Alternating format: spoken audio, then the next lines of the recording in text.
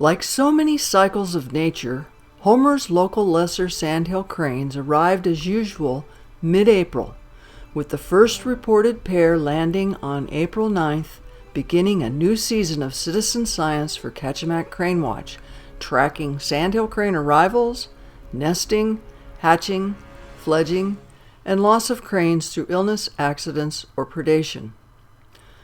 This year, Kachemak Crane Watch worked with the Alaska State Veterinarian to obtain necropsies on local cranes to learn the cause of death and hopefully prevent future deaths. The first revealed one colt died of unknown causes, but was clearly underweight. The specimen was several days old. The second had a fungal infection in its lungs, and the third was shot by a pellet gun.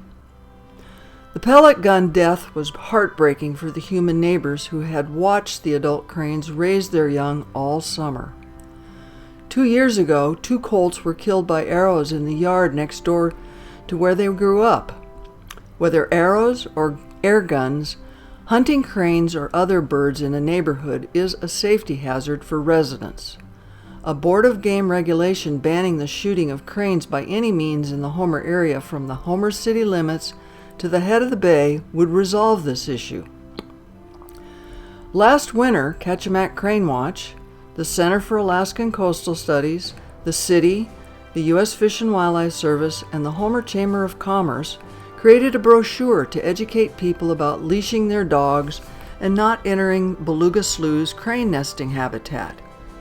3 pairs of cranes nested in Beluga Slough again this year. The pair nesting nearest the boardwalk, locally known as the boardwalk pair, sometimes walks past visitors on the gravel trail, providing close-up photo opportunities few people are privileged to have.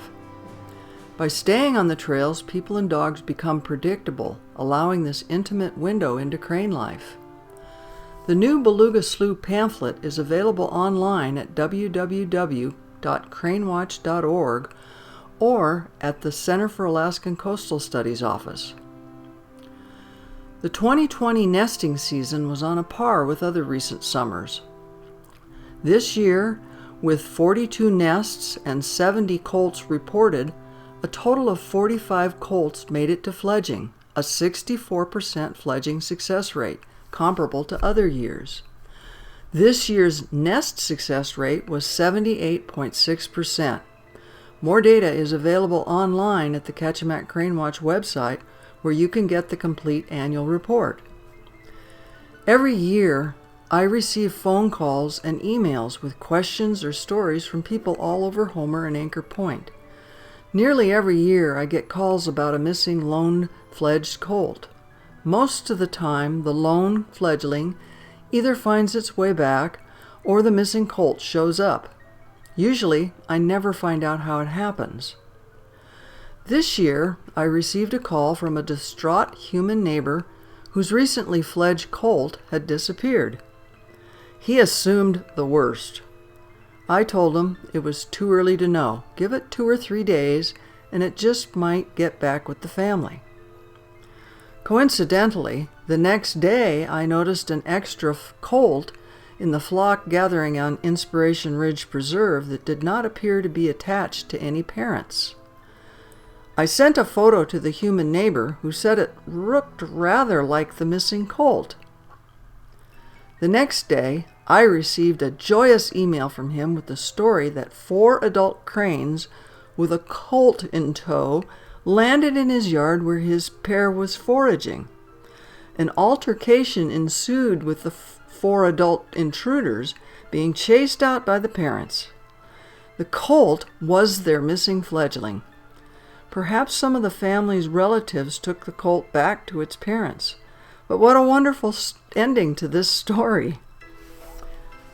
Kachemak Crane Watch has worked for over 20 years to educate about sandhill cranes through its citizen science projects, crane films, presentations, guided crane tours, and publications.